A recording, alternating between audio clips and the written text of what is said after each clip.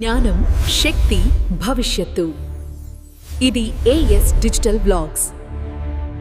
ఒకవేళ మీకు దగ్గర్లో ఉన్న బ్యాంకుకు వెళ్లాలంటే గంటల కొద్దీ ప్రయాణం చేయాల్సొస్తే మీ పరిస్థితేంటి ఒక్కసారి ఊహించుకోండి.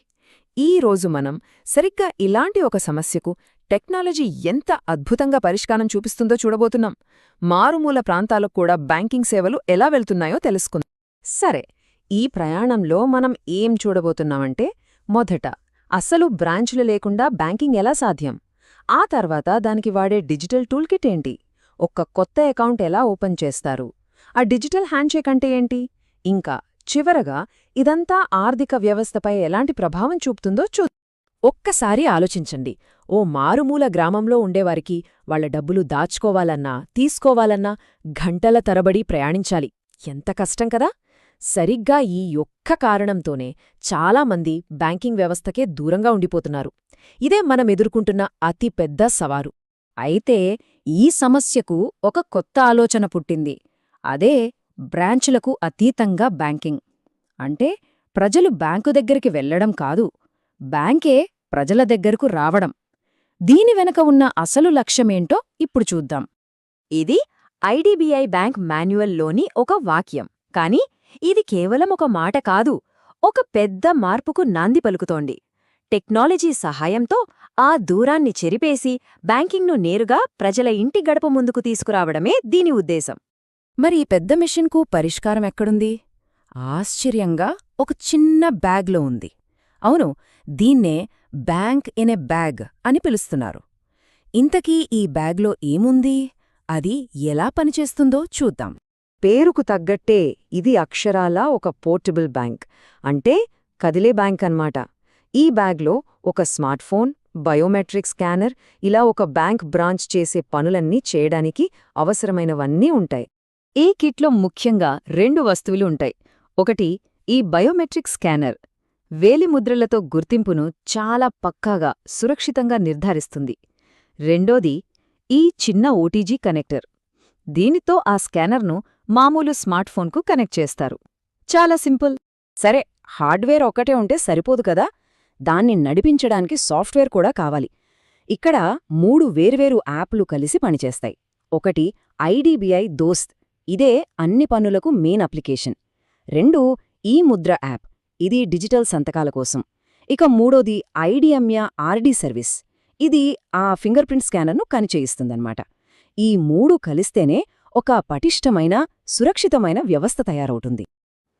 అన్నీ బాగానే ఉన్నాయి, కానీ ఇదంతా ఆచరణలో ఎలా పనిచేస్తుంది? ఇప్పుడు మనం ఒక కొత్త కస్టమర్కు అకౌంట్ ఎలా తెరుస్తారో చూద్దాం. ఈ ప్రాసెస్ ఎంత సింపుల్గా, వేగంగా ఉంటుందో మీరే గమనిస్తారు. ఈ మొత్తం ప్రాసెస్కు గుండెలాంటిది ఈ కేవైసీ, అంటే ఎలక్ట్రానిక్ నో యోర్ కస్టమర్. దీనివల్ల ఆధార్ నంబర్, వేలిముద్రతో కస్టమర్ వివరాలను క్షణాల్లో వెరిఫై చేయవచ్చు. దీనివల్ల కాగితాలతో పనే ఉండదు, టైం సేవ్ అవుతుంది, మోసాలక్కూడా అస్సలు ఛాన్స్ ఉండదు. ఈ ప్రయాణంలో మొదటి అడుగు, అలాగే చాలా ముఖ్యమైనది కూడా, వేలిముద్రతో వెరిఫికేషన్. కస్టమర్ ఆ స్కానర్పై వేలు పెట్టగానే వాళ్ల ఐడెంటిటీ నేరుగా ఆధార్ డేటాబేస్తో కనెక్ట్ అయి వెరిఫై అయిపోతుంది. ఇంతకంటే సెక్యూర్ పద్ధతి ఇంకేముంటుంది? ఒకప్పుడు అప్లికేషన్ ఫామ్ నింపాలంటే చాలా టైం పట్టేది, అందులోనూ తప్పులు దొర్లేవి. కానీ ఇప్పుడలా కాదు, ఒక్క వేలిముద్రతో చాలు. పేరు, అడ్రస్, మిగతా వివరాలన్నీ ఆటోమేటిక్గా ఆధార్ నుంచి యాప్లోకి వచ్చేస్తాయి. దీనివల్ల తప్పులకు ఆస్కారమే లేదు. ప్రాసెస్ చాలా ఫాస్ట్గా అయిపోతుంది. ఓకే, ఇప్పుడు కస్టమర్ వివరాలన్నీ వెరిఫై అయ్యాయి. ఇక ఈ ప్రాసెస్లో చాలా కీలకమైన ఘట్టానికొచ్చాం. అదే డిజిటల్ హ్యాండ్షేక్, అంటే పెన్ను, కాగితం లేకుండా చట్టబద్ధంగా ఒప్పందం చేసుకోవడమన్నమాట. యాప్లో ఈ సైన్ కొనసాగించండి అనే బటన్ నొక్కగానే డిజిటల్ సంతకం ప్రాసెస్ మొదలవుతుంది. మొత్తం అకౌంట్ ఓపెనింగ్ ప్రాసెస్లో ఇదే ఫైనల్ స్టెప్. ఈ ప్రాసెస్ కూడా చాలా సింపుల్, కేవలం 3 స్టెప్స్లో అయిపోతుంది. ముందుగా ఐడిబిఐ దోస్త్ యాప్ నుంచి ఈ ముద్ర యాప్కి వెళ్తుంది. అక్కడ కస్టమర్ ఆధార్ నెంబర్ ఎంటర్ చేస్తారు. చివరిగా మరోసారి వేలిముద్రతో కన్ఫర్మ్ చేస్తారు. అంతే, డిజిటల్ సంతకం పూర్తయినట్టే. అంతే, ఒప్పందం పూర్తయింది. సంతకం, సీల్ అన్నీ డిజిటల్గా, పక్కాగా, సేఫ్గా జరిగిపోయాయి. ఒక్క కాగితం కూడా వాడకుండానే బ్యాంక్ అకౌంట్ రెడీ అయిపోయింది.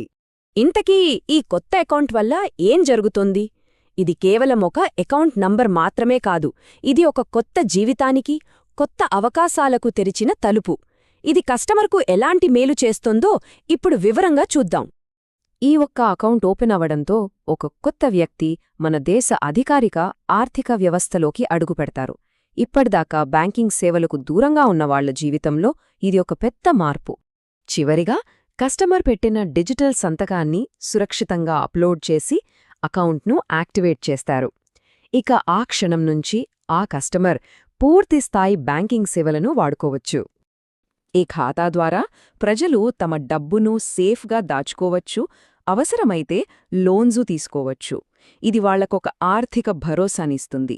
నగదు మీద ఆధారపడటం తగ్గి అధికారిక ఆర్థిక వ్యవస్థతో వాళ్లను కలుపుతుంది. దీన్ని బట్టి మనకు స్పష్టంగా అర్థమయ్యే విషయం ఒక్కటే: టెక్నాలజీ అంటే కేవలం మన పనులను సులభం చేయడం కాదు, అందరికీ అవకాశాలను అందుబాటులోకి తేవడం. ఈ బ్యాంకిన బ్యాగ్ దానికొక అద్భుతమైన ఉదాహరణ. కాబట్టి ముగించే ముందు ఒక ప్రశ్న: ఈరోజు ఒక బ్యాంక్ మొత్తం ఒక బ్యాగ్లోకొచ్చేసింది.